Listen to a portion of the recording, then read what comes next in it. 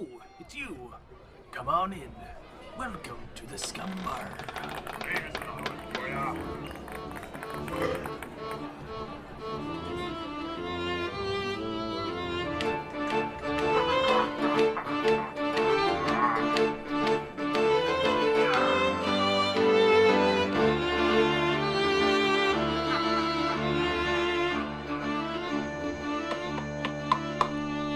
Welcome to the Scumm Bar Podcast, episode 54, where we talk movies, video games, pop culture, books, the Academy Awards, and everything in between. I'm your host, Mattbrush, and with me today, from the red carpet himself, I don't know who he's wearing tonight, folks. This is...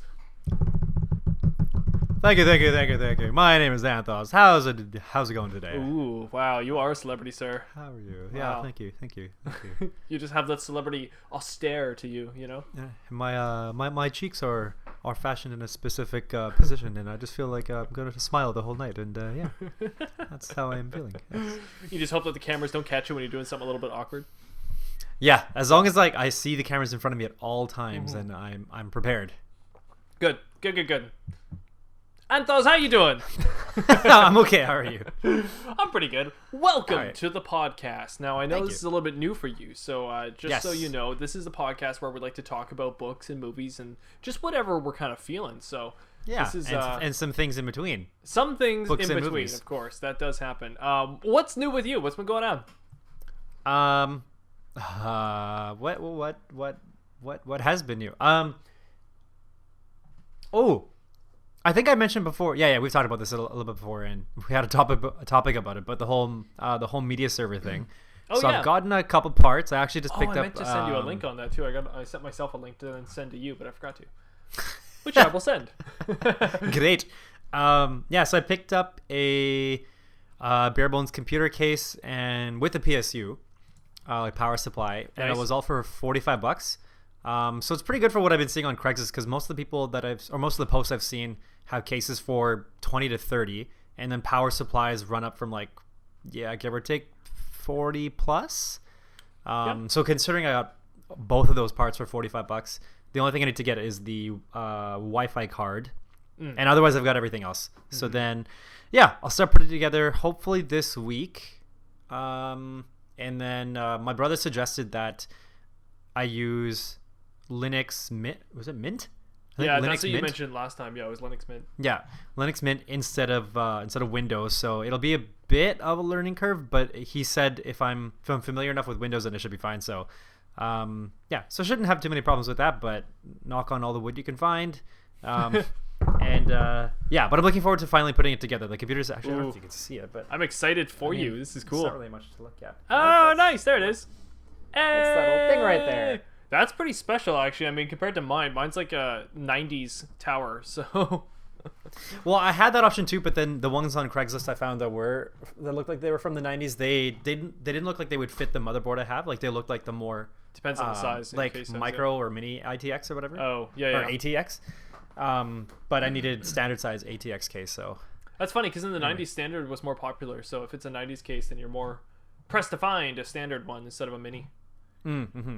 So you find people like my age that prefer standard size because of what I'm used to. So my towers always look gargantuan compared to like the ones at work, for example, where it's all mini case. In fact, if there's a big one, everyone thinks it's an old case, which to me, I'm just like, if it's big, there's more room for parts.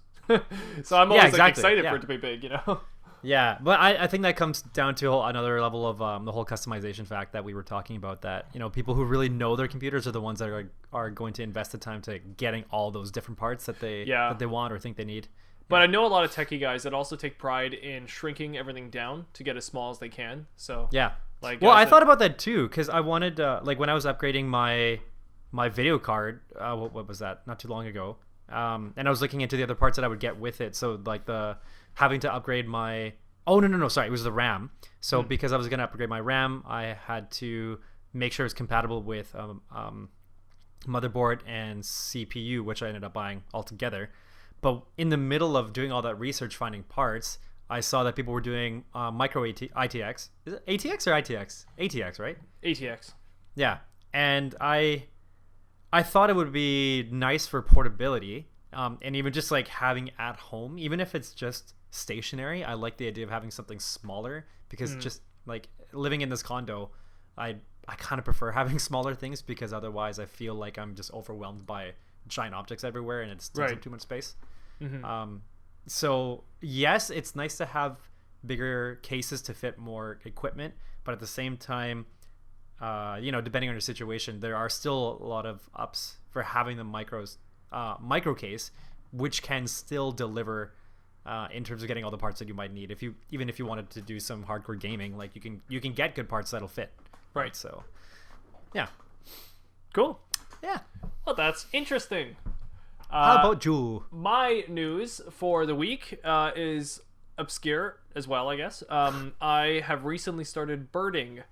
So I have a friend who I met who recently I was like, oh, what are you up to on the weekend or whatever? And I was like, oh, I'm not doing too much. And he's like, oh, do you want to come with me and go birding? I was like, oh, birding. Yeah, and I was like, birding, is that what I think it is? He's like, yep. Like bird watching? Yep. So I actually have right over here my dad's, which have now become mine apparently, birding laser discs. No, just kidding. These are binoculars. Oh, nice. Yeah. Nice. So I was out there and I was birding, doing my thing. So cool. I've gone twice now, and I've learned a little bit. And now I'm super amateur, but I've learned a little bit of the different species of birds around me, and I've learned how to identify them correctly based on their calls and. And to see them and like kind of the differences about them, and honestly, it is weirdly addictive, like weirdly really addictive. It's anybody who likes Pokemon would like birding. It's pretty much the same thing. It's like real life Pokemon, except it really is. The Pokeballs. He even said it when I was talking to him. He said that he tried Pokemon Go, and he played it for about a week, and then he was like, "Why am I doing this?" Like he's like, "I could just do this in real life." So, just a quick funny story. We were going out. He was making fun of some friends who were playing D&D too much. And he was saying, he's like, some people, he's like, they get so obsessed with like with what they're into. He's like, that's all they talk about, you know? And when he was saying that to me, him and I were sitting in his car in a neighborhood right by someone's house, watching a tree in someone's property for this one bird that he was pretty sure was going to be there. And we had been sitting there for 35 minutes. And that's what he was telling me about D&D and his friends being too obsessed with D&D. Nice. I was like, yeah, I think we pick and choose our battles a little bit here. So anyway, so that's what's new, I guess, going on. There's so much going on in my life, but that just happens to be one of the funny things that are new. Is I'm birding now. So do you actually know any calls? Like, no, I can't necessarily mimic the calls, but I can tell you, because again, I'm really new to this, but I can tell you that woodpeckers make more of like a metallic-y kind of electric kind of call. Give me an example. You know what? Try your best. Here's one interesting thing I can do. In the bird community, when you're trying to identify a bird, you can quickly go to this awesome app, and I'm gonna play a bird sound for you, and you tell me if you recognize this sound. There's a chance you may. Tell me if you recognize this. A sparrow? Nope. But it's a bird, though, right? It's a bird. Definitely a bird. Let's see if this one makes any sense to you. I'm really bad at it. Bird Sounds calls. really Is angry. that a loon or a duck or something? No, and don't worry, I'm just as bad. It's just I'm starting to recognize it because I'm paying attention. It's this bird. I don't know if you can see it. Blue jay. It's actually not a blue jay. It looks exactly like a blue jay, and everyone here in Canada thinks it's a blue jay, but we actually don't have blue jays in Canada. Oh, we have what do we have? We have what's called the Steller's jay. It's actually it's our provincial bird in British Columbia. What? Yeah, so we see them. You'll see them. You'll go, oh my god, a blue jay, but it's actually not a blue jay. So I learned that, and I was like, oh, that's pretty interesting. And when I got what's it called again? Steller's jay. Steller's jay. Okay, so Yep. what does the jay part mean though? That's the species type. There's a bunch of different jays. Oh, There's gray jays, Steller's jay. There's blue jay. There's lots of Did you different say jays. that there's Ray J? Gray That's jays. Ray J is he's an R&B singer. I'm not kidding. Okay. Ray J is the brother of. Wait, is her name Moesha? No, her name is Brandy. So this R&B singer. Her name is Brandy. She's a fine girl. Well, no, it's called the Gray Jay, but it's actually. Oh, Gray. Sorry, not Ray. It just got changed to Canadian Jay because it's actually our national bird. Oh. Yeah. What? Okay, I gotta. Look at this up. Canadian J. Canadian J. Used to be called That's Grey J. cute. We actually here on the West Coast call it the Whiskey Jack. Oh, cool. Yeah. It actually does. It reminds me of the birds that I see on Whistler Mountain and some of the other mountains. Exactly. Actually, yes. On mountains is where you typically see it. My fiance and I actually fed a Ah. bunch. We went to a spot where we could feed the Whiskey Jacks. I had no idea it was the same bird as a Grey Jay. I didn't know that at all, and I didn't know it was our national bird either. So, just things like that. So there's the world of birding for you. Interesting. So, yeah, the reason why, not the reason. It just reminded me that like when I do see them in Whistler, they're usually nearby some of the chairlifts. You usually have to be higher up on the mountain to get to, I guess maybe the climate that they tend to be in. And I know a lot of people they'd either, like the skiers would either turn their pole upside down so that there's like a little point sticking up, or some people would just like stick their finger up or in like a hook or just point up. Some people usually have like seeds, but there's a whole bunch of birds that, they always just, not a whole bunch, but there's a few that I've seen that tend to just gather around those chairlifts. And if people just stick something pointing up, the birds will come and just land and just like hang around. So yeah, cool. All right. I'll probably do a topic on this at some Jay. point, so I will probably go a few more times and then I'll talk about it in a topic. Because it's interesting. Now, again, it probably won't be a hobby that I really get into, but it's just something that I find fairly interesting and it's really unique. So I'm trying to learn as much as I can right now. That's pretty interesting. So all of you Pokemon Go fans out there, if you're looking to do some real life hunting, Try birding. yeah. Actually, just as a really quick plug, use this app. There's an app called Merlin, or I think it's just called Merlin, and it's from the Cornell University, and they made an app that's just, it compiles all the bird information. So what you do is you download the app first, and then there's no birds in the app, and so what you do is you download a pack, and the pack is around your area. So it'll be like, I've got Western Canada in mind. So you would download the pack from where you're from, and then when you get that pack, it gives you all the birds in that area. So when you see a bird in regular life, you go, okay, that bird looks Regular like this. life, not real life. In real Regular life. Real/regular life. You go to the app and you quickly type in a little bit of data, and then it'll spit out what it thinks the bird is going to be, and it gives you like 5 or 6 options. Then you pick the one it is, and it's just a really quick way to start identifying birds. It's really fun. Cool. Yeah. So the two sounds that you showed me, they were both like, it was the That was from Canadian that app. J and the provincial J. No, but yeah, exactly. The Stellar's J. Stellar. That was just Stellar's J that I was showing you. So my fiance and I, when we were over more close to where you are now, we used to wake up in the morning to that bird every single morning, because it would be on the windowsill and it'd be trying to eat our plants. Oh. So we used to actually really get mad at that bird. But now that you know it's the provincial bird, are you still gonna get mad at it? Oh yeah, he's a dick.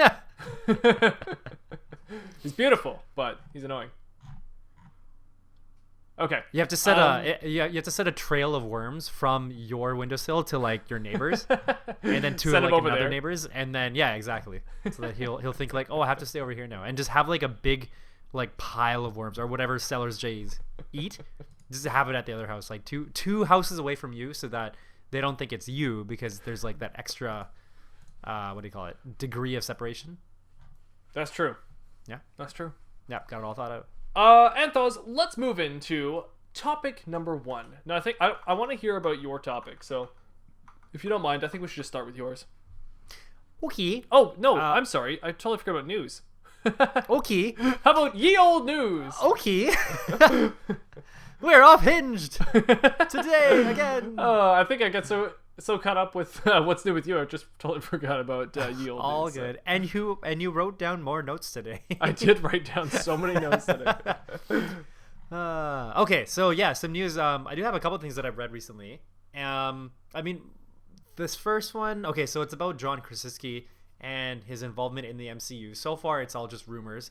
But I'm seeing a lot more articles saying how, like, he had an interview, and he said that Fantastic Four. he would love to play in a Marvel movie. I think actually he might have specifically said, like, if I were being considered for Mr. Fantastic, like, consider me, like, I would love to be part of it. Right.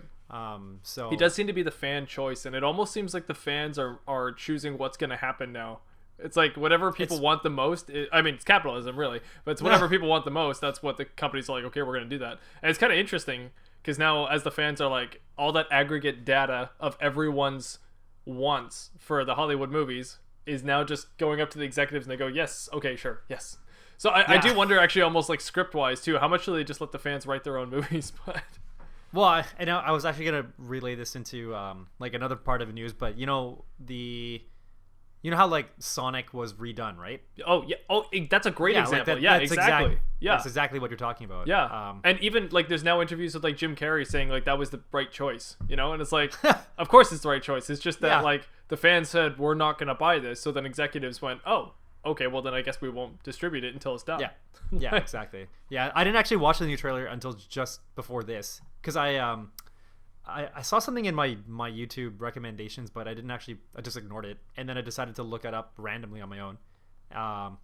And yeah, I guess the updated thing was from November. Yeah, or when maybe he got changed. Yeah, a little back before then, and yeah, he looks way better. oh yeah, he looks like Way actually better. Sonic. Honestly, I would have said like a month ago that I'm still not gonna like I wouldn't have seen it anyways, regardless of the change. But I'm definitely seeing it now knowing that like the town that I go to work in is like focused in that movie, so it apparently takes place there, and the highway apparently is the highway on the island too. So I think from the trailers and stuff, the highway shots, that's all from where I am. So Nice. Yeah, I haven't really recognized it yet, but I'm kind of looking for it. Well, let me know when you find it. Oh, I will. My other news is also Marvel related. So there was Oh, did you watch the scene that I sent you? Thor deleted scene from Infinity Saga. I'm so sorry, I haven't watched it. I totally got distracted. That's totally okay. Should have reminded you. I got it on the background. So it was I guess it was to replace. Well, you'll see it, but basically, I'll just wait till you finish watching it. Oh yeah, I heard about this. Originally, when they met Odin, he was gonna be like a homeless bum, and then they actually like CGI'd a lot of the scenes to like make it Norway or something, like some of the other shots they had done. I guess. Oh, is that what they did? Apparently, yeah. Okay.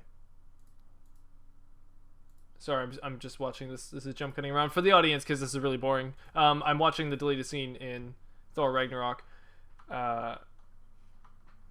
Of just a bunch of random things of him trying to find his dad, and then him going into what looks like a porta potty. I think he's about to go into a porta potty. Oh, you know what? Okay, so the one that I sent you, for some reason, it looks like there are some cuts that did stay in the movie, or you know what? Actually, wait, the porta potty thing, I believe that was shown in Disney Plus. I see. Yeah. Okay. I think. For the rest of it, I'm not sure. At least I haven't seen it. But anyway, yeah. So we find. Loki and Thor finding Odin in an alley. He looks like a bum. Yeah, no, apparently like the alley scenes were all they were doing of Odin, not the Norway scenes. And it was, I mean, I could be wrong here, but I thought, I was under the impression that the Norway scenes were all CGI, where they changed what he looked like to allow it to be Norway instead of the alleyway, because it didn't really make sense there in the alleyway. Oh, okay. And yeah, okay, so even here, like when she breaks his hammer in the alleyway, in the movie, that all happens in Norway. Yeah. So I remember it's that the part, same scenes. It's just redone to them be in Norway instead. I see. Okay. Maybe they reshot it though, because they've got like, yeah, they're doing way more actions in this than they. Oh, but the throw looked the same. I think they did reshoot stuff because they would have had to have. Why do I think? Oh yeah, because they reshot it or they may have, because that scene when Loki's like, bring us back, when he's calling out to Heimdall. Yeah. In the movie, Kate Blanchett, what's her name? Hela. She like runs forward and gets into the portal. Yeah. And I think when Loki calls Heimdall, Thor goes no or something. But in this one, Thor's just running to get into the portal. So gotcha. They must have done some reshooting. There's a little bit of trickery there, but I'm sure they would have had to reshoot some things in there. But they must have just like thought after a while they didn't like the homeless version of Odin and just kind of scrapped it a bit. Yeah. I mean, unless I'm wrong, is homeless Odin in Ragnarok? I just don't remember that at all.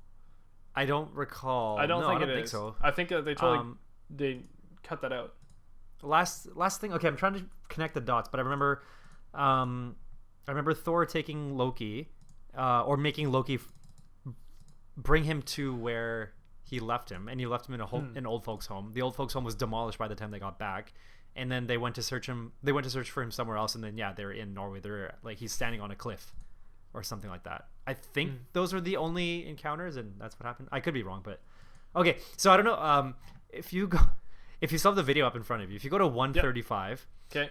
Just as both Loki and Thor are transforming into their what would you call their armor? Their armor. Asgardian armor. The Asgard.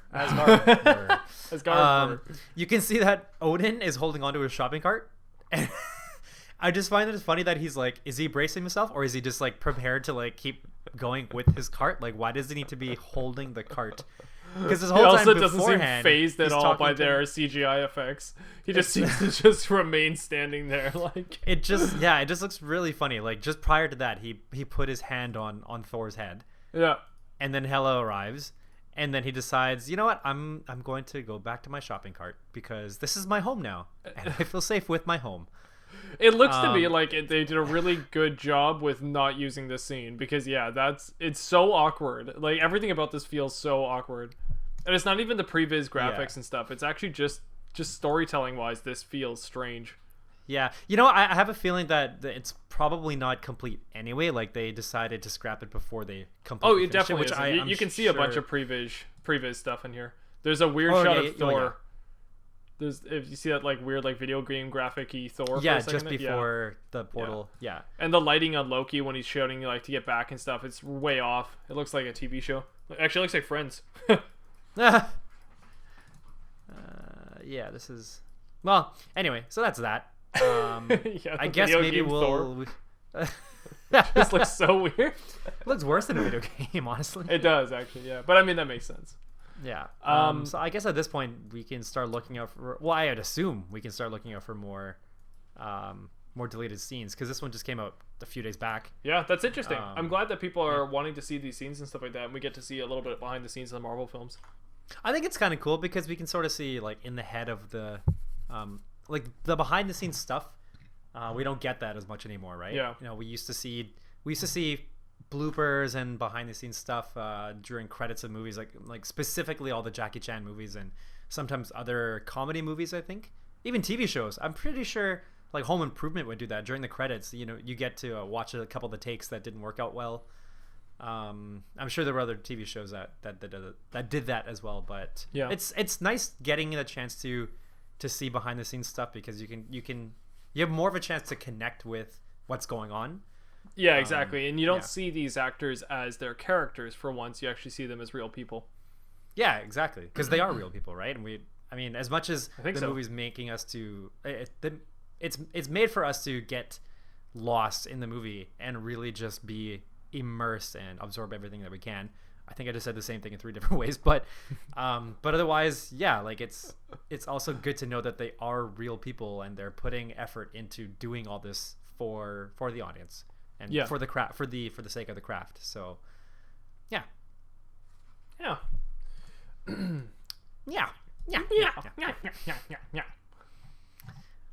Anyway, that's my news. Oh, okay. Sorry, I thought you had one thing after that. No, sorry, that's it. Okay, Anth0z, why don't we move into topic number 1? Take her away. Bing, ba-ding, ding, ding. Okay, so as many of you may have seen recently, the Academy Awards, the 92nd annual Academy Awards. 92nd annual awards happened recently. There were some records, I guess, that were broken. This was a completely. I mean, I actually haven't seen the Oscars consistent like all the way through for a long time. Not since I lived at my parents' place and had cable. But thankfully we were actually at my parents' place to watch this, and that's why we were able to watch it in its entirety.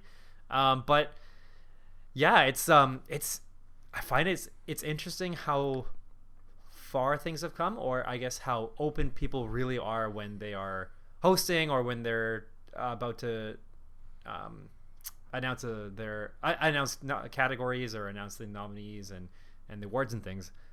Like for example, Chris Rock and Steve Martin, they had this whole opening where they were kind of just like calling out all these things that were missing from the Oscars. So for example, what did they say? They talked about all the nominees for best director, and then Steve Martin's like something's missing. I can't quite put my finger on it. Chris, what are we missing? And Chris is like, vaginas. So basically, we're still in that era where people are, I guess, expecting to see more equality in terms of representation. Sorry, not equality, but representation for females. And so, so they called out that. And then Chris Rock also, I think he called out something about there were no black nominees for anything. But that's not true. There was a black nominee for Best Actress. It might have been for a specific category, but anyway, I can't. I don't know if this was the opening speech or just somewhere near the beginning. But sorry, did Chris Rock and Steve Martin host the nominees or host the whole thing? You know what? Actually, they said something about how they were not hosting and that the Oscars are not doing really like hosting anymore. We're not hosting this. We are talking right now, but we're not hosting. Yeah, because they didn't talk throughout the whole thing. They kind of just opened, I guess. And Weird. They said like they had both hosted before and they were brought back, but in a demoted role because it was just for like that one portion. Okay. Anyway, I guess it's interesting how it's kind of the chance for a lot of the actors to just speak out about a lot of stuff, which is very prevalent in Joaquin Phoenix's speech. Joaquin Phoenix's speech, not Joaquin's Phoenix speech. But we'll get to that a little bit later. Anyway, let's see. I wanted to make note of this, but I want to make sure that I say his name correctly. So, this director Bong Joon-ho, or Joon-ho Bong, he's a South Korean filmmaker and director of Parasite. So have you heard of Parasite? No. Okay, so it's currently still in theaters right now.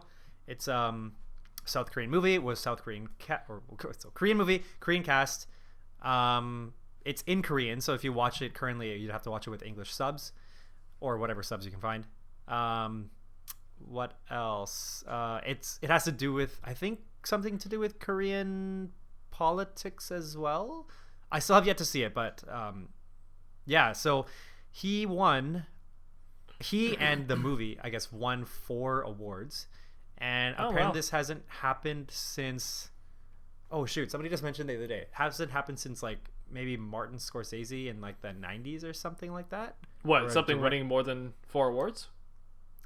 For a director winning, I guess the director himself winning 4 awards in the Academy Awards. I would have thought Peter Jackson would have been the last one, but I'm not sure. But Lord of the Rings like notoriously won the most amount of awards, Academy Awards, or like maybe not, or I think it's the most. It won like 25 awards or something stupid like that. Return of the King.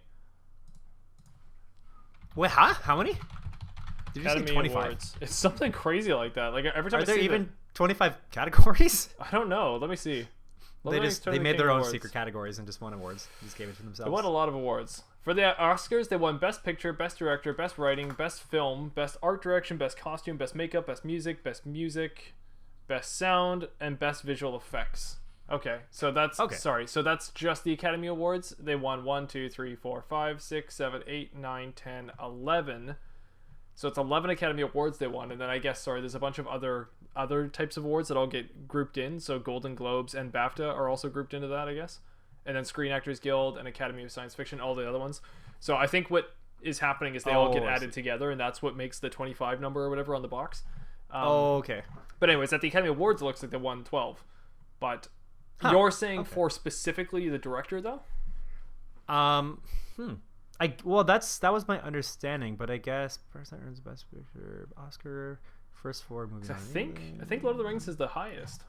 Or I guess this thing is saying Parasite wins 4 Oscars and makes Oscar history, but I'm sure part of that history is is mainly relating to the fact that it's their it's like the first international movie to win.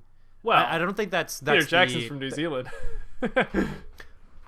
What? But was his movie were his movies in English? They were in English, yes. Yeah, I guess you're right. Like, foreign film is defined as something that's spoken mainly in the language that it was done in. But yeah, New Zealand is international, so. Yeah. So I guess it has to do with the language that it's filmed in, plus the cast, because all cast and crew, they're all Korean. Oh, okay. Yeah, so I guess that I'm sure that wasn't specifically what I was told, but anyway, point is, I think a lot of people are happy about this because it kind of shows that there's a little bit more representation that's getting acknowledged outside of what's just in America. That good movies by good directors and cast are being produced elsewhere, and those things are being recognized. So I think people are happy about that. Cool. So I'm looking forward to watching this. Yeah, I gotta check that out. I think it is still in theaters. So, so you would have a chance to watch it. There's actually a really cute GIF. So when he, I think it's when Parasite went up for Best Picture, and the camera was looking like somebody zoomed in just on the director, and he's like looking. He's facing sideways, so like everybody else is facing the audience, but he's facing sideways, but his head is down and he's looking at the award, and he's got this kind of just like a solemn face, but then he's just looking at his trophy, and he just breaks into like a little bit of a giggle, and he's on stage just kind of like really admiring the fact that he got this trophy. It's really cute, actually. So nice. I'm sure you can find like Parasite director meme. That reminds me of Keanu Reeves when he goes, "You're awesome." You're breathtaking. That's yeah, it, yeah. Exactly. That's the one. Yeah. Reminds me of that. I want to find it for you. I want you to think that he's as cute as I think he is. I think I found it. Okay. Oh, is this the one? Oh, also, for a couple of his acceptance speeches, toward like the end, he also had a translator. Otherwise, he wouldn't have been able to speak the whole thing, I guess, within the time frame given. Because he could speak a little bit of English, but not quickly. So, yeah, had a translator. And for 2 of his acceptance speeches, he ended it with, "I'm going to drink until the morning." So I kind of like, I guess knowing the little that I know of Korean culture, like they like to drink a lot and drink soju and things like that. So I kind of like that was part of his speech. Like, this is me. This is what I'm going to do. I'm happy about it. And yeah, that's it. Let's see. Here we go. I also really liked, so I'm just going to send you this link. I also really liked when they had a few people from the cast that were giving speeches or that were saying thank you. Obviously, there's only so much time. So just before, I think one of like the older ladies, like she got up to the mic, but I think it took her some time to get there because of all the people. Mm-hmm. And then the lights started dimming, and I think they were getting ready to have like have the orchestra play. Yeah. But then all the actors, or a lot of the actors in like the first few rows, kept yelling like up, up, up, up, like turn the lights back on, because like, they didn't want the lady to get cut off. And I thought it was really cool that they were supporting it. Not catering to like, oh, we got a time crunch, but hey, like, let these people talk, like they've earned it. And yeah, I thought that was really cool. That's interesting. Yeah. Did you see that GIF? Yeah, that was awesome. Okay. I really like that. That guy's so animated. Exactly. He seems like a very animated person, and one of the cast members was saying that he actually never takes himself seriously. So I don't know what that means. Like, maybe just all the time he's joking, but seems like everybody's really happy with what he did, and I mean, he's really happy with it. So, so I wanted to, because I know you haven't seen the Oscars. No. I don't really even know what's up for anything. I think I saw Joker was in, and 1917, I think is the year, is all plastered everywhere right now. So I assume that was also up for something, but I don't think I could name another movie. Okay, well, so 1917, Joker, Parasite, The Irishman, Out of This World. Is that what it's called? The Irishman, nice. Yeah. I don't think The Irishman won any, actually. No! I know! I don't really know. Oh, Once Upon a Time in Hollywood's up for something, isn't it? Oh, that's right. Yeah. Brad Pitt won for Best Supporting Actor. Oh, cool. For that movie. Cool. Let's see. I want to find... Okay, I'll quickly go over this. So yeah, Best Picture, Nominees: 1917, The Irishman, Jojo Rabbit, Joker, Little Women, Marriage Story, Once Upon a Time in Hollywood, Parasite, and Ford versus Ferrari. So I've only Ford seen versus Ferrari, right? Yeah, I've only seen 1917, Joker, and Once Upon a Time in Hollywood. I definitely want to see the other ones. I've heard a lot of good things about them. Little Women is in there, but I just so how little are these women? Do you get the Friends reference today? I don't need to give one now. Yeah, apparently. That's fine with me. Interesting. Quota. Yeah. So I haven't seen a lot of these, but I really, really want to, and I find it interesting that I don't know if this is always the case, but from what I know, these all seem like very, very, very different movies, and I find it would be so difficult just to judge them. Yeah. Have you heard of any of them besides 1917, Joker, Little Women, Once Upon a Time? And I guess you've heard of Ford v Ferrari. Yeah. Marriage Story is the one with. Oh yeah, I know about Marriage Story. Yeah, Scarlett and Kylo Ren. Yeah.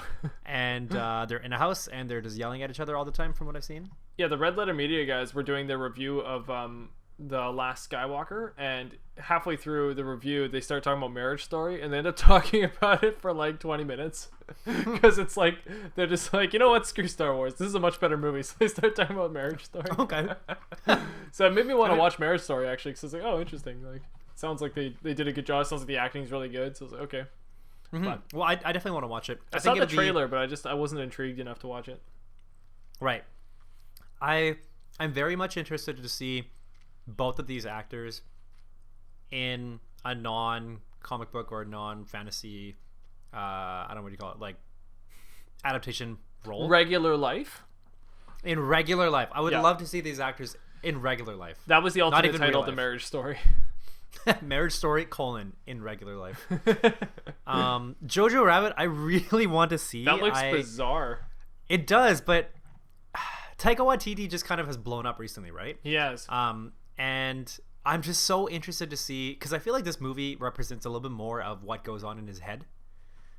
Just based on what I've seen in the trailer. Like, it's a parody involving Hitler, and I don't know, something about it just seems so intriguing. It's really like a heartwarming Hitler, from what I can understand. It's like, yeah, it's not the death-defying Wolfenstein destroying Hitler. It's like a Hitler who's helping a young boy who's an outcast, you know. And I was like, that's interesting. That's so unique. Like, who thinks of that? It is.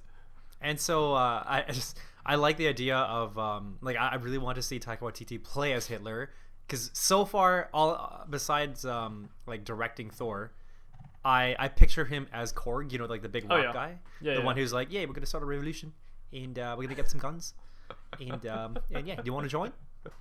And that's just how I know him. But I want to see him in this Hitler role. I just think it would be like super funny to watch, just like a really good, enjoyable time. And that's what I like to see in movies, something that just gives me the chance to just have some fun. So yeah. I'll quickly go through some of the other. What won for Best Picture? Oh, that was Parasite. Oh, right. Parasite, yeah, I forgot about that. Yeah, okay. So Best Actress was Renee Zellweger for Judy. I just saw a trailer for that. I didn't even know that was a movie or anything, and I was like, oh, it looks interesting. But I'm not a big fan of Renee Zellweger, but it's funny because you can't even really tell it's her. She looks totally different, so... Yeah, well, they were actually... So Judy was also nominated for Best Makeup, I think. Oh, interesting. Makeup and hairstyling. Yes, they were. So I think maybe that's probably a part of it, because, yeah, they probably did a lot to make her look as close to Judy as possible, with also keeping her look like she's in regular life. So I guess that's probably why.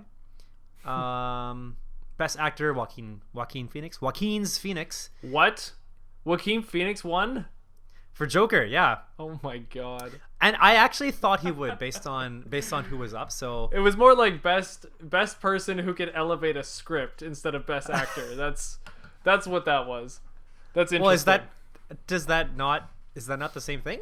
It could be. It's just when you think of best actor, I'm trying to think of a movie where I think like all the acting is incredible, but this is the best one out of everything, you know. But when I see Joaquin Phoenix in Joker, he's really the only appealing thing about that movie. Like he's really uplifting it. He's really pushing everything up because he is so good at acting. Like there's no denying that at all. Definitely. but it just seems unwarranted. But that's actually also my big beef with the Academy Awards, is that there's no context to any of this. Best picture, like what does best picture mean? What does best supporting actor mean? There's no like grade or anything. Yeah, exactly. And if anything, they would never give us the exact details of it, because then that gives them more reason, or that would give the audience more reason to disagree and not support, right? But at least that's what I'm taking from this. Possibly, but it's arbitrary at the same time. So then we're just kind of left going, well, why? And so for me, that's a big why for Joaquin Phoenix. He's a great actor. That's just not. I don't know. That's just not the movie, I think. No, that's totally fair. I heard from a friend, and I remember looking up something similar to this a while back, but and maybe you can confirm if you know, but it's basically a board, a board that gets together and they decide the nominees. Oh yeah. And then a separate board that actually votes based on that other board's choices. So and, it's not like a People's Choice Awards. It's whatever council that has maybe their own set requirements or criteria that they do their voting based on. So, right. And I don't think that is public knowledge. I don't know if it's meant to be, but I mean, it is what it is. I'll just go through the other best actors that were nominated. Actually, let me go through the best actress ones. I skipped over some of them. Cynthia Erivo for Harriet. So I hadn't actually seen this one, but it's about Harriet Tubman and how she was hiding slaves, I believe. Scarlett Johansson, Marriage Story, Charlize Theron in Bombshell, and I don't know how to say her name, Swarovski Ronan from Little Women. She was the one that was in Brooklyn. She was the littlest. She was one of the tiniest women. Anyway, yeah, and then best actors, other nominees were Leonardo DiCaprio for Once Upon a Time in Hollywood, Antonio Banderas in Pain and Glory. I had no idea the movie was even out. Adam Driver in Marriage Story, and Jonathan Pryce in The Two Popes. The Two Popes.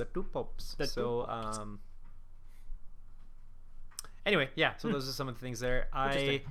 What did I want to mention? Oh, I wanted to talk about best cinematography. And I can only, I guess besides the Joker, okay, so the ones that were nominated were for 1917, The Irishman, Joker, The Lighthouse, and Once Upon a Time in Hollywood. I haven't seen The Irishman or The Lighthouse. Joker, in terms of cinematography... Ooh, Lighthouse looked good. Lighthouse looked really good.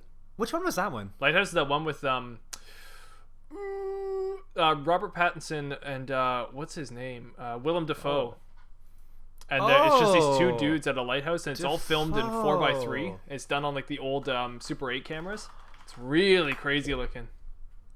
Oh, yeah. Okay. It's kind of like horror, but also like a Lovecraftian sort of horror. Well, I guess I shouldn't say that. It's more like psychological. It looks like just two dudes getting wasted who are just kind of telling stories, but also at the same time you start to realize that you don't know how long they've been there, and they don't realize how long they've been there, and it just starts to get creepy. But very interesting. I like the cinematography on it. It just looks so unique. It's very striking, I should say. Okay, cool. Well, in terms of striking, that's why I liked that 1917 was the one that won for best cinematography. Oh, cool. Yeah. I just remember being in the theater, and the way that they just revealed scene to scene to scene, because I think we talked about this before, but it was meant to look like a one-shot movie, and so a lot of the panning you see is quite slow. They did a lot of 360 panning, so they would completely circle the actor. Is there ever like a pass buying a wall, and the wall just kind of goes? There was never anything as no obvious transitions.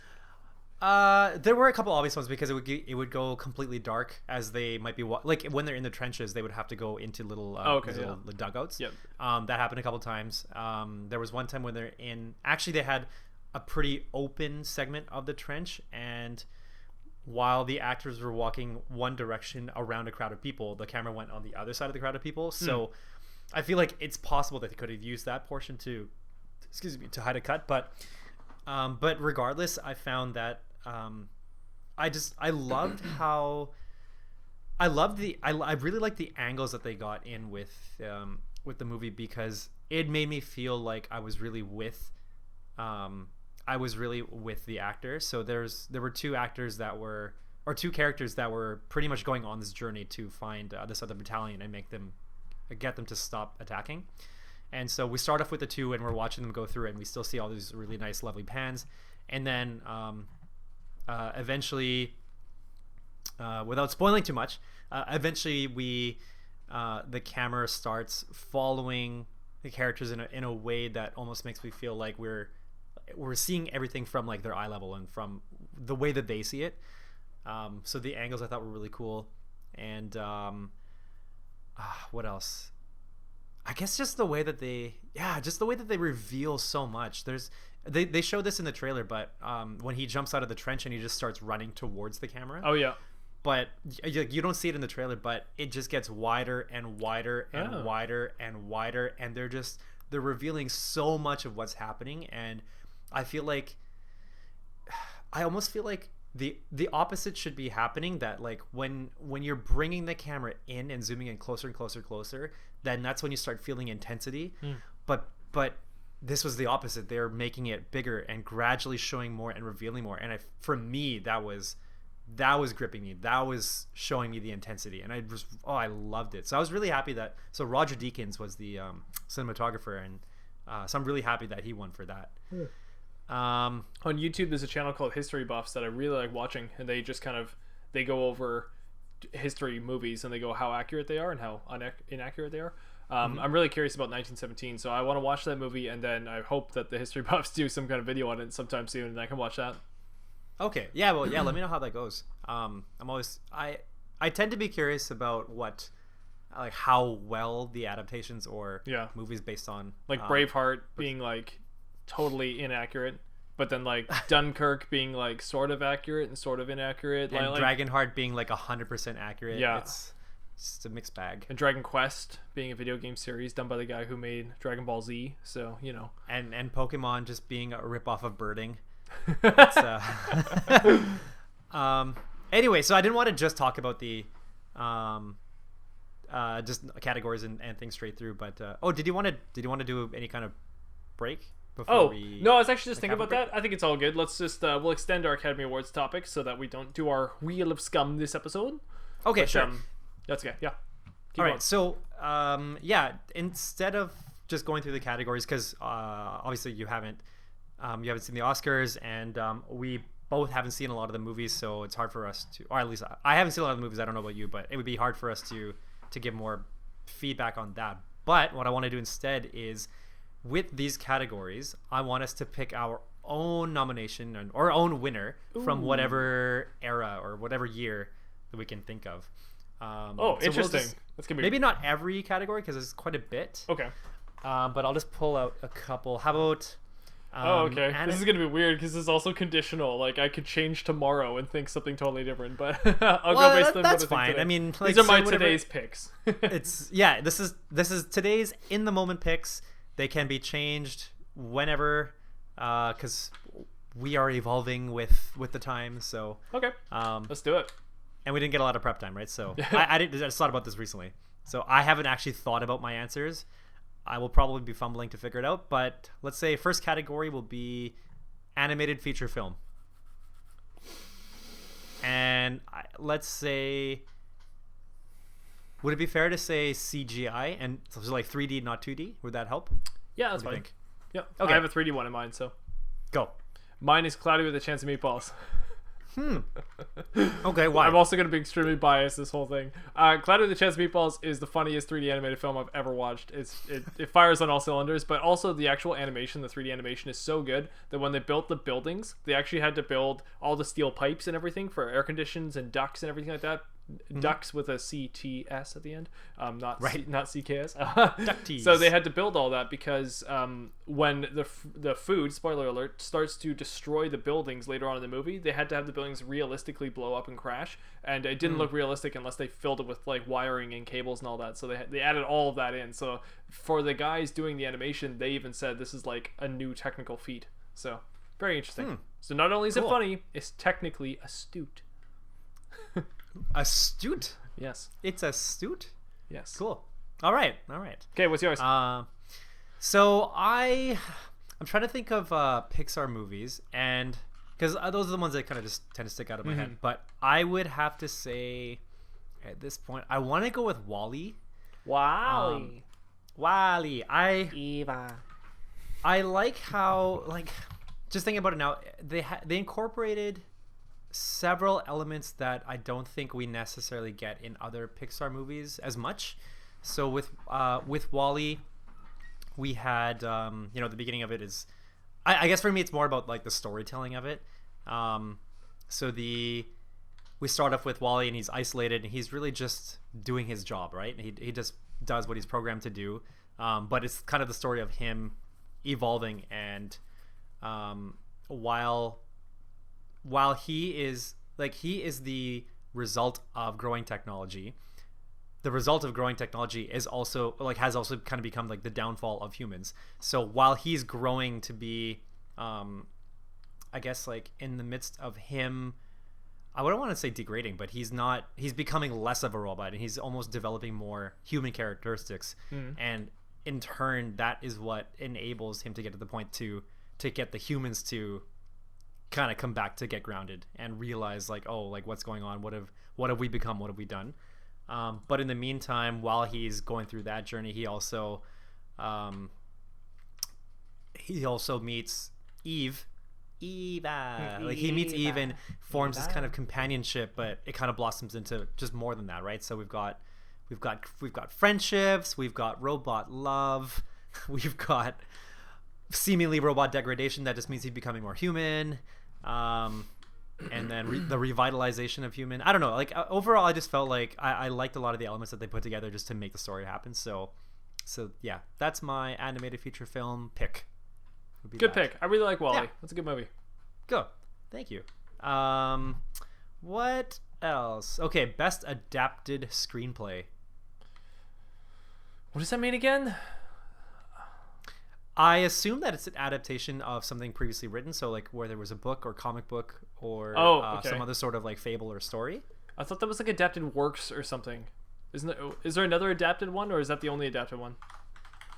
That's the only one. So they might have just changed the term over the years. Oh, okay. No, okay, that makes sense. Okay, so it's adapted screenplay. Best adapted screenplay? Like most accurate? No. To pick the worst adapted screenplay, and that's yeah, best the best adapted screenplay. But does it? Oh, I guess again, I won't get into the whole thing, but I'll just go with Lord of the Rings because I love Lord of the Rings. Obviously, It's technically amazing, and obviously it's a good movie. Everyone knows that. So go with Lord of the Rings. I can't. If I had to pick one, I'll pick Fellowship.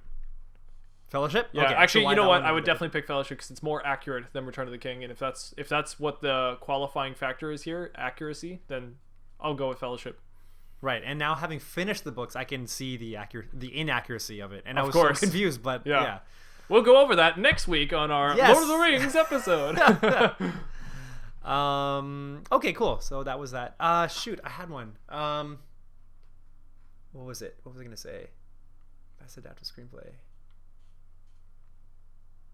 Definitely not Super Mario Brothers. What happened to my head? Okay, I'm just gonna pick one of the Harry Potter movies, and which one do I want to pick? Which one was the most?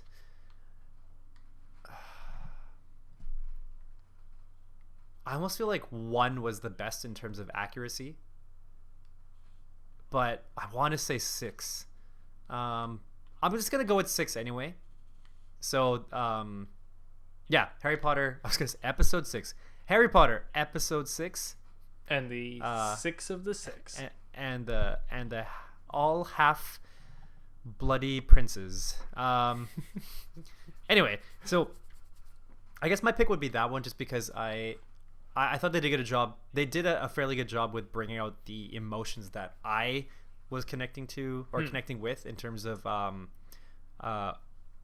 with the Dumbledore and Snape, and then Harry Potter in kind of like that trifecta of like what's going on, who do I trust, who do I believe, because I think that was also the point where like his Harry was struggling with not feeling in tune with Dumbledore, and at the same time he'd always had these quarrels with Snape.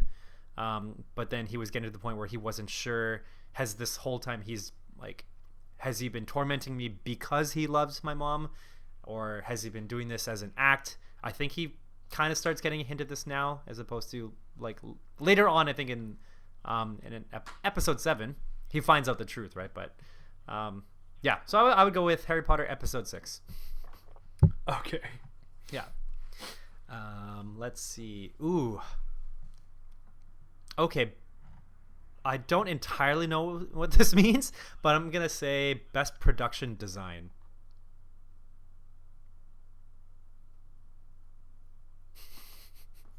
Darn it. What? This is my Wait, placeholder when I can't think of anything else. But I'm gonna go with Lord of the Rings because the production design is amazing on that show. Well, yeah. No, then you Production can totally design is say amazing. that again. I'm sure there's something I'm not thinking of at the top of my head. I was trying to think of like Lawrence of Arabia or like the Cleopatra movie where they had like amazing production design where they had to spend like those are like the record-breaking movies. Mm-hmm. But I didn't really that's not what I focused on when I saw those when I was younger. So for me, I will say Lord of the Rings because that's that's my go-to. Okay, cool. I could honestly probably just put Lord of the Rings for all of these, even best animated film.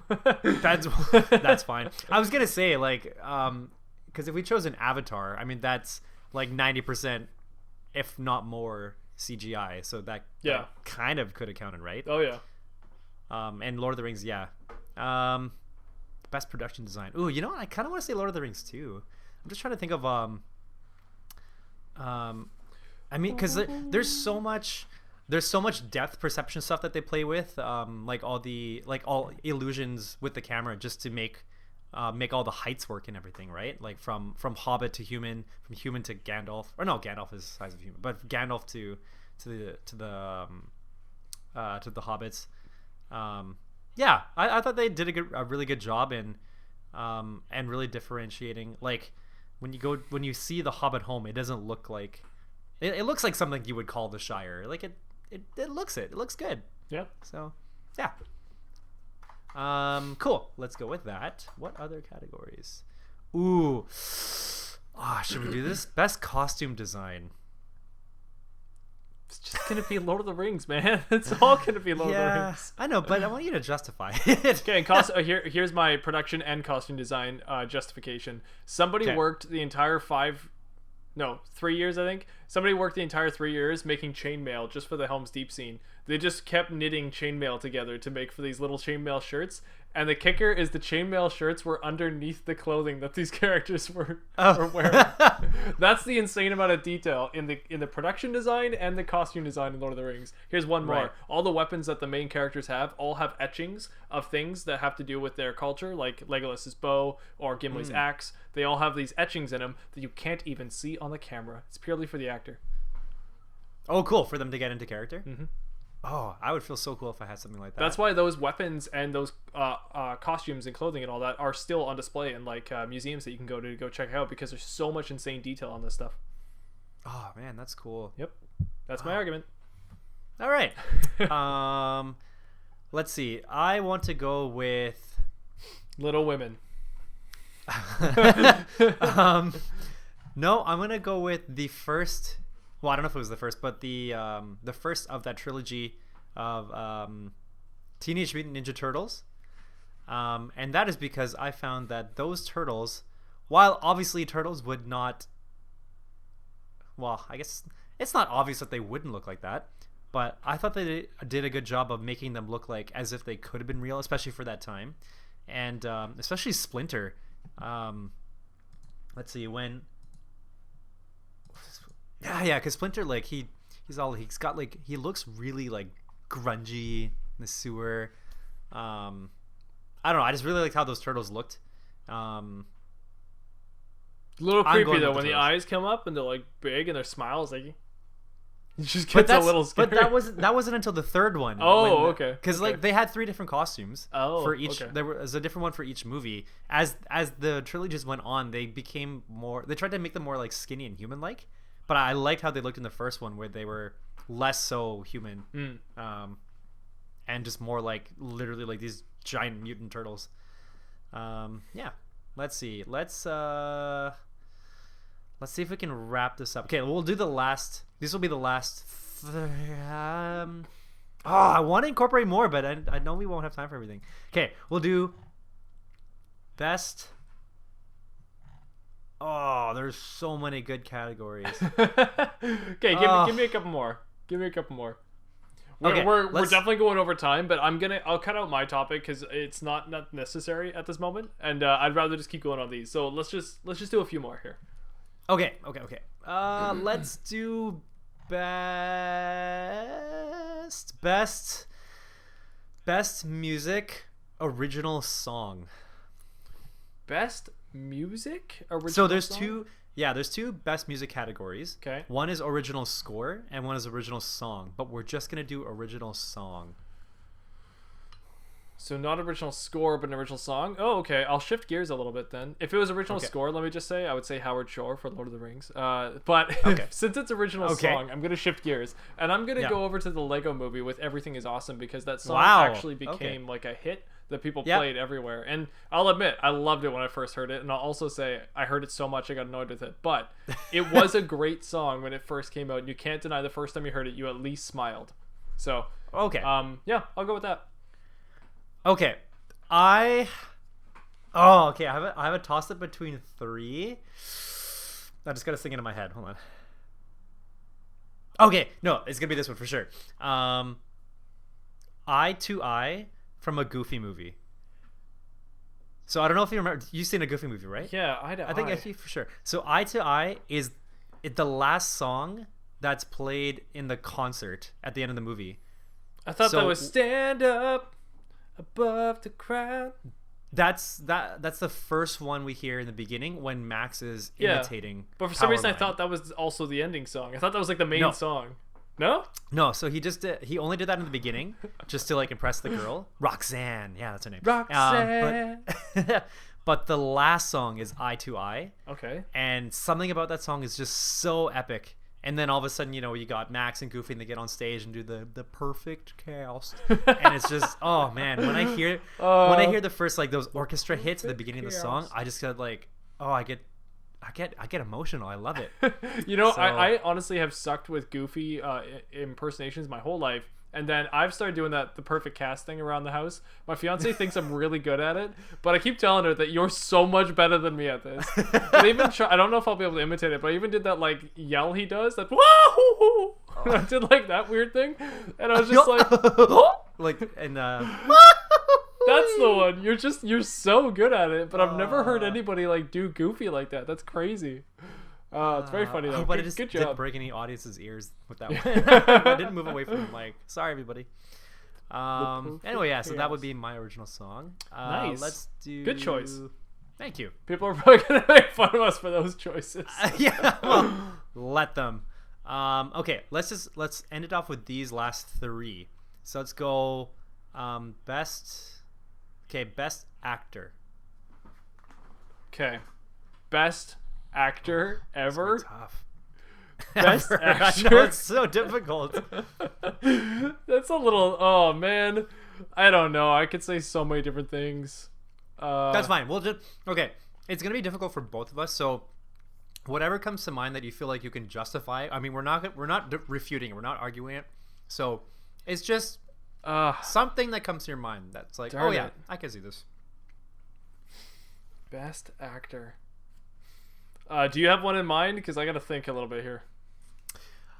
I still gotta think too. It's really tough because there's so much to search through, right? Yeah, and also what are our own requirements? Because like I love the Lord of the Rings cast, and I think they're all great actors. I also think that Lord of the Rings got a little bit lucky with just how the actors were already kind of those characters. Like they can't obviously be an elf or a dwarf or a ranger, but those people already enacted a lot of those characteristics about them when they came into it. So I don't necessarily see them as like acting their hearts out, right?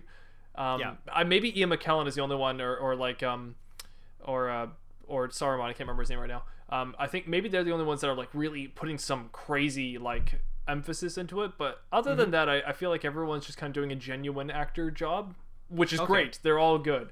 But that's fair. That's why best actor, I can't search for Lord of the Rings. I gotta search for something else, and as you know, my brain just can't think of a movie that's not. I find it would be so difficult just to pick out a Lord of the Rings because you've got like 20 different characters. They're all really good in Lord of the Rings, and they all do a good job. I agree. Viggo Mortensen, I think, is amazing in Lord of the Rings, but I also think he's just playing Viggo Mortensen. for most of it. If Viggo you think Mortensen so? was in Middle Earth, I feel like he would be Aragorn. I mean, I would almost say the same thing about Ian McKellen. no, He shit, would who be plays- Gandalf in Middle who- Earth. True. Sorry, what's the name for Elrond? Oh yeah, who's Hugo actor? Weaving.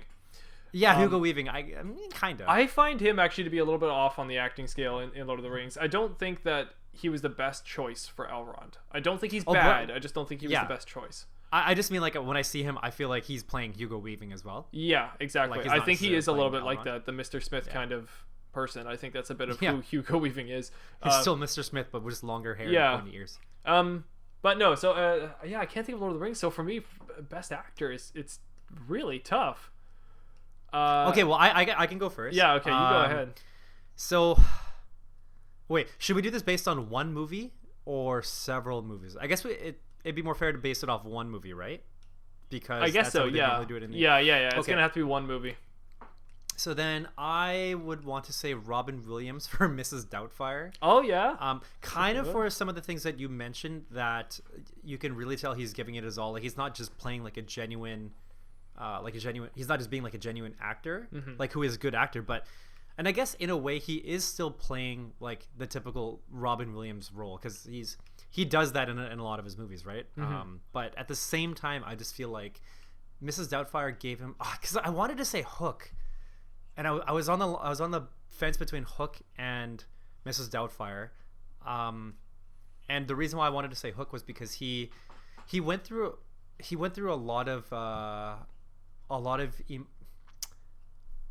he almost went through a lot of like ages, if you know what I mean, in Hook, because he starts off as like this old kind of like almost like a weathered old man who is just kind of, you know, this is what my life is, and this is what I'm stuck with. This is just what I'm doing. Blah blah blah, going through it, and then eventually he starts being humbled, and he's really showing like how much he's being humbled, and he's kind of going back to his like his child state, and then we see him kind of grow again from his child state back into like mature human responsible person who also has kids, but who also had a responsibility to the people he loved in Neverland. So I felt like he did a good job there, but the reason why I want to stick with Mrs. Doubtfire was because I just feel like, I guess that role was just so perfect for him. Robin Williams is like, to me, he's kind of the master of multiple personalities, if you know what I mean. And in that movie, he had all the chances to show them, and I feel like he nailed every single one. Like in when he's with his is it his brother? His brother has that like makeup artist and like wig shop or whatever, and then they're giving him all these different makeovers and looks, and he's like imitating every single one, but then he's also him, same thing, like he's him as kind of like this he's like an immature dad, who then gets humbled because he has to go through this divorce. Now he's got to try to find himself, and he's literally going through all these characters trying to figure out like who am I, what am I doing, what is it that my purpose is in life now as this person in life, or as like a dad, and tries to find his way. And in the meantime, like he's embracing all these characters to like the fullest when he becomes Mrs. Doubtfire, on and off screen, or like behind closed doors. He's kind of still in a way like trying to be this character as best as he can. Anyway, so I'm just gonna say Robin Williams for Mrs. Doubtfire.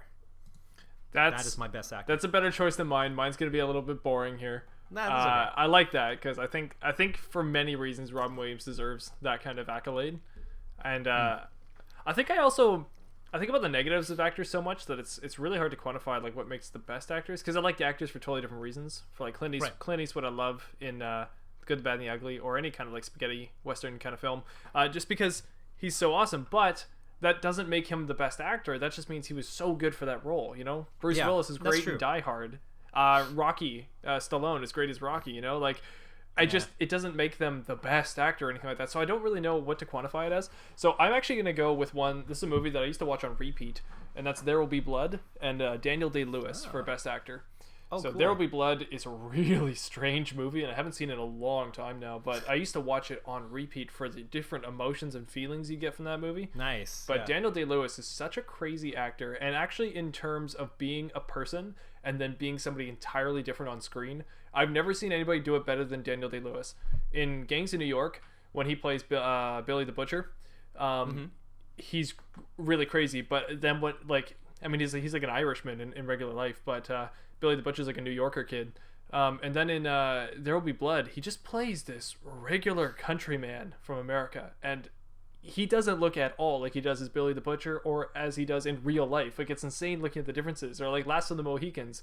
But I think his best was Daniel Plainview for the differences of him, because the really hard thing about Daniel Plainview is he's a monotone, regular character.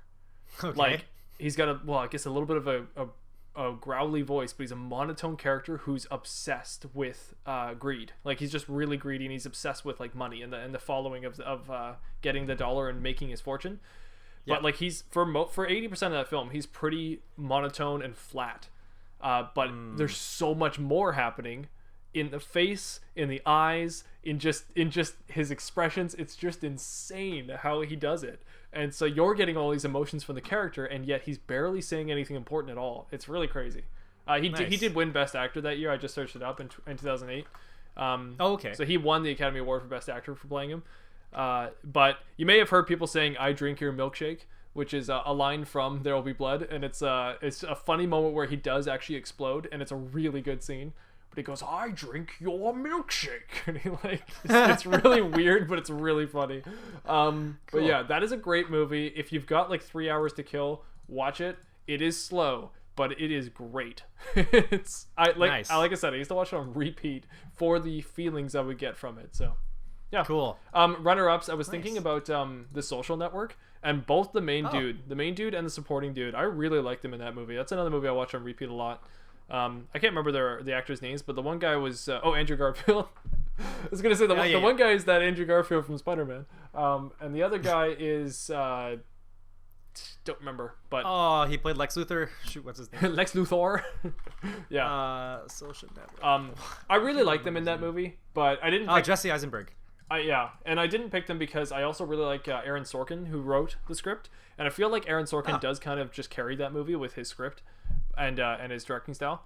The actors kind of just do a lot of Aaron Sorkin isms, so I almost give that more to Aaron Sorkin than I do to those actors. But still, anyways, Daniel Plainview, Daniel Day-Lewis, that's the guy. Cool. Okay, All right. you go ahead. Okay. So second last category, Best Actress. Killing me. I know. Well, I saved the best ones for last. Is so it these Kate are gonna... Blanchett in Lord of the Rings? I'm just kidding. Yeah. Why not? She doesn't have much screen time. She doesn't have enough screen time for me to actually think that.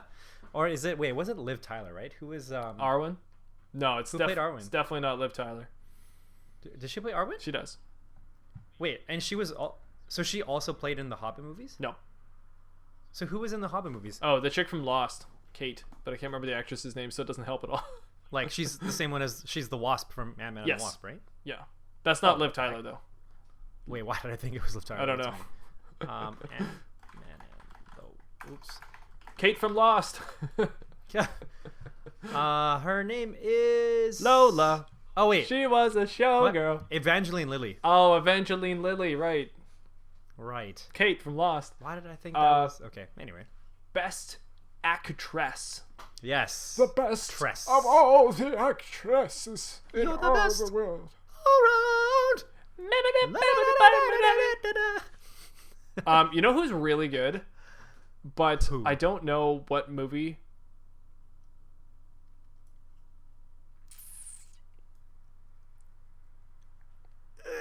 I don't know what movie to pick her from. That's okay. Francis Ford Coppola's daughter, something Coppola. Francis. She's really good. You know her as Adrian. Oh, I see. Okay. And she's also in The Godfather. The Godfather. And she plays, I believe, Sonny's wife in The Godfather. Now, she's really good. She's good. She's great as Adrian, actually. But you wouldn't know she's great as Adrian unless you watch The Godfather.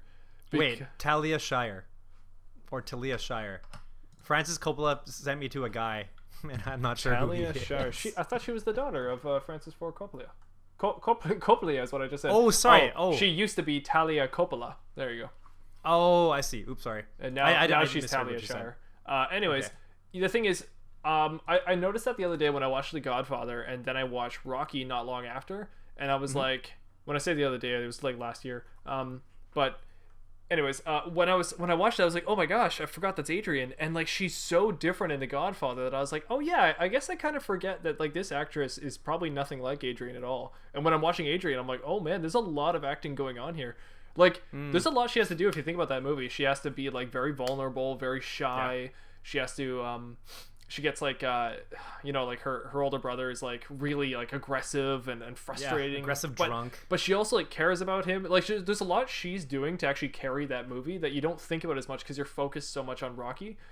Yeah, but by the end of it, all you care about is the fact that Rocky is with Adrian.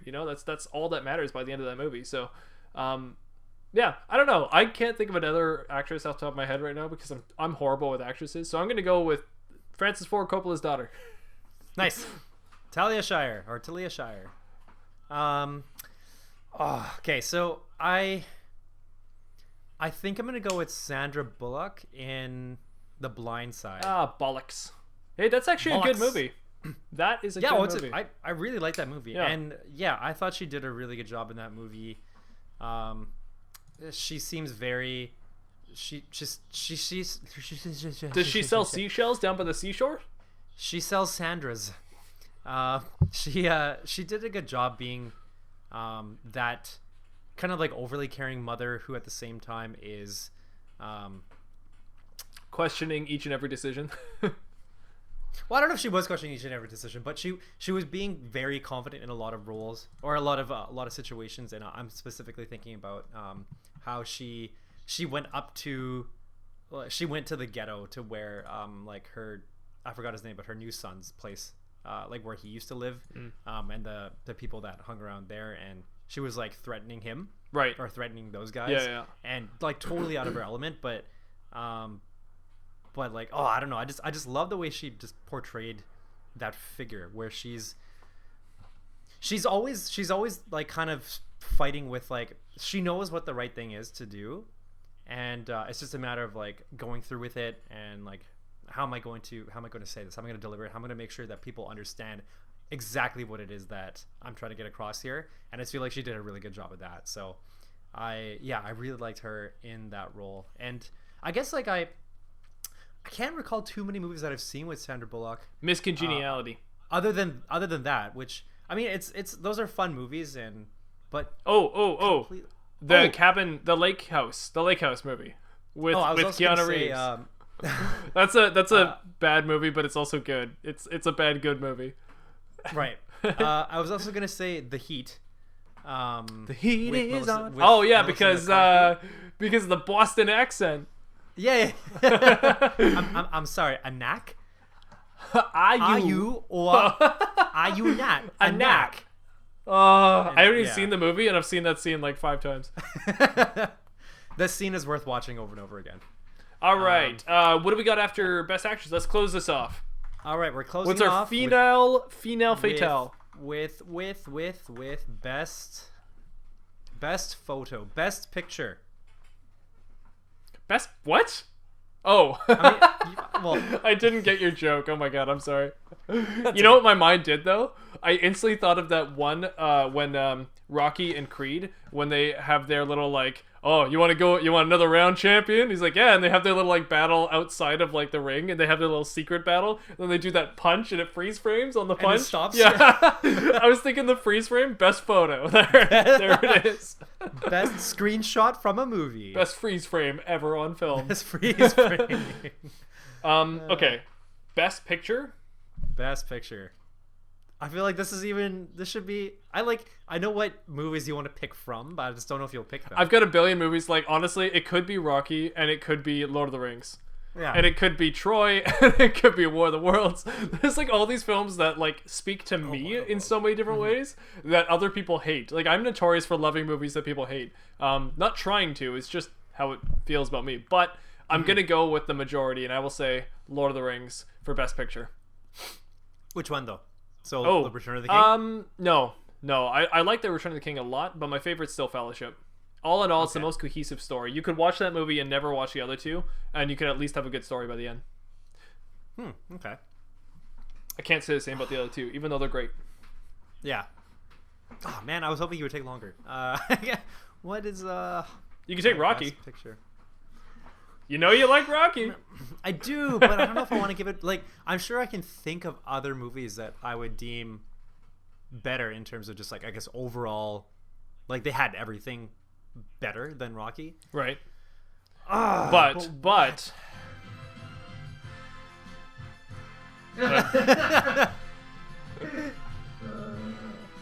oh, this is so good.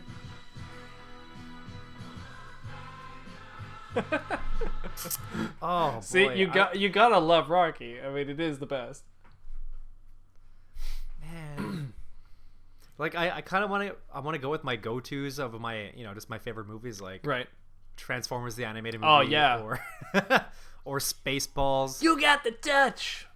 Do, do, do, do. Spaceballs. Comb the desert. Oh, that's the funniest line ever. When I was watching the original Star Wars and they were like, comb the desert. And I was just like, oh my God, there it is. There's the line. It's almost like the ultimate dad humor movie. We hate seeing Right? shit. Oh, it's the funniest thing. I love it. Oh, it appears to be jammed. Raspberry.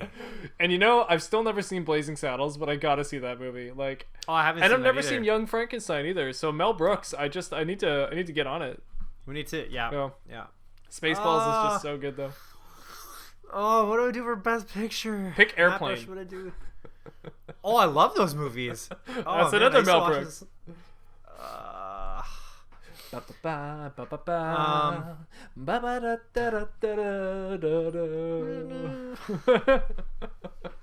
Oh, this is gonna bug me. I'm just gonna have to pick something, but it will definitely be something I else know. when I really think about it. I know. Um, You can always come back to me next episode with your real pick, but give me the one that you got temporarily as your placeholder.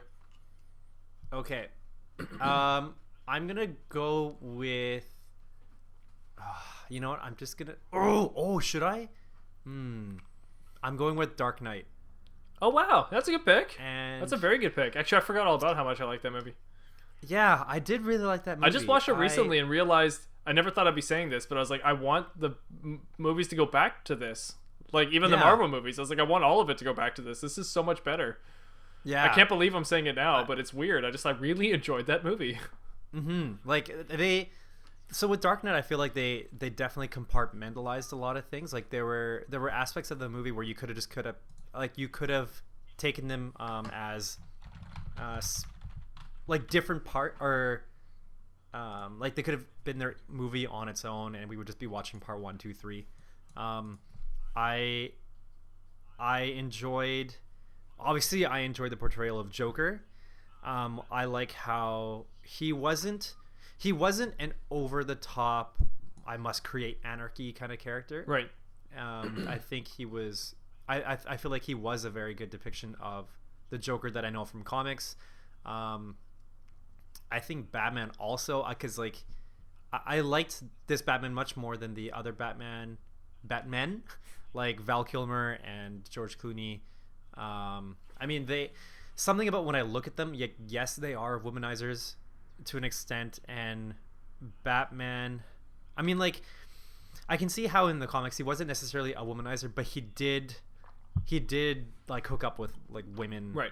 like quite a bit, right? And but just on different, I feel like they were just on different terms, and I feel like Christian Bale's approach for him and James Bond connecting with other people, and yes, I guess in a way, but then I loved seeing like a lot of the aftermath of like Joker's appearance, and then like For what sure. is it doing to the city, and Yeah, as good as like honestly, I don't necessarily like Batman or Bruce Wayne that much in the Dark Knight trilogy.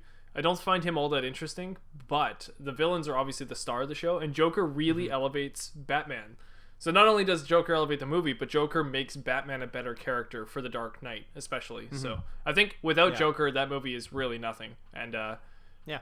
that's why I didn't like Dark Knight Rises all that much, and I think that's why. Is because Bane's not bad, but he just doesn't hold a candle to Joker. There's something about Joker that really elevates everything else. So well done. But man, Christopher Nolan should definitely direct a James Bond film. I think he would do really well at that. Oh, he should direct a Teenage Mutant Ninja Turtles movie. Oh, that'd be really cool. Oh, I would love to see that. Oh. He'd take it so seriously. Yeah, you would, but like, I'd want to see that because when it comes to so this is kind of talking back or bringing back the whole Sonic movie thing, but that movie and movies like that, I feel like are really just catered, like. We almost feel like it's supposed to be for us as the ones who grew up watching it as kids or reading the comics, and now we're getting the chance to see it in live action. But I really believe that these movies are not meant for us, even though we think it is. They're meant for the kids. It's for them to get into it because they don't have the chances that we did. I mean, maybe they do, but it's not as prevalent because there's so many other choices. So yeah, when it comes to movies like Sonic, I feel like that's more for kids. And so the Ninja Turtles movies nowadays, I mean, you could kind of say they're in a way still for kids, even though they seem a bit darker than the past ones we saw. But if I did see a more serious and dark toned one, which would be probably more along the lines of the original Teenage Mutant Ninja Turtles, like the noir version of it, when they all wore like the same color bandana, or I guess it was black and white, so it had to be the same color. It's the same shade. Like, that would be cool for us to watch. That would not be for kids. That would be for adults. And it would just be really fun. Anyway, I'm done talking. This is... No, I like to let you ramble on. If you want to talk about Dark Teenage Mutant Ninja Turtles, this is the time to talk about it. Because when else in your day are you going to talk about this? That's true. Yeah, nobody else is going to want to listen to me talk about it. So anyway, but that's that. We are at the end of our episode. We've gone way over time, but that's totally fine by me. But no, that's totally fine. This topic just ended up being the Academy Awards, and that's all good. As we like to do here on the Scumm Bar podcast, we like to just talk to our heart's content about the things we like. And you can tell we were passionate in this episode because clearly it's been an hour and a half. We're still talking. An hour and a half, yeah. Awesome. Well, I had fun. I hope you did too. I did. Anth0z, it is time to let the audience know where can they find you. Well, if you want to find me, you can find me on Twitter at Anth0z1. That's Twitter. at Anth0z1. And if you want to find me, you can also find me on Twitter at Mattbrush Gaming, or you can go to YouTube and type in the Scumm Bar podcast, and you'll be able to find this podcast on Mattbrush Gaming. We have it in a video format there, so you can watch it if you want to, but it's mostly just for listening because it's just got some kind of visual synthesizer thingamabob on it. If you want to listen to it like a regular podcasting person, go to any podcasting platform that you might have or your friends might have, and you can find us at the Scumm Bar podcast. While you're there, you can leave us a like, a subscribe. You can leave us a handshake, a high five. You could give us a thumbs up. You could give us a thumbs sideways. The gladiator treatment. No, you can't. 2 thumbs up, maybe. I don't know what you can do. A lot of these podcasting platforms have little symbols. Some of them have a heart. Some have a star. Some have an exclamation point. Just give us whatever you want. They all mean the same thing, and that meaning is you love us. Aww. You can leave us a comment and tell us how much you love us, or you could write us a long essay about how much you love us too. You could write us at thescummbarpodcast@gmail.com. Let us know what you think. We have been getting some interesting numbers with our viewers here, so I do appreciate I appreciate that you guys are out there and that you're listening. I think it's great. Keep it up. It's nice to see you guys there. So if you have any suggestions for us or things you'd like to see in a future episode, let us know. Otherwise, we're just gonna keep plugging along with our own little episodes of things we want to talk about, like next week's episode with the Lord of the Rings book version. We're gonna go over everything we can. So every single page, everything in between. Anth0z, why don't you take it away with your last little segment? I'm gonna call this your seminar of hope.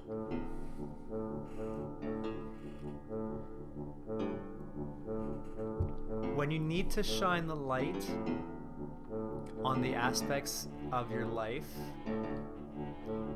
don't fret and don't worry. Just get through all the strife. Know that in your heart you have what it takes.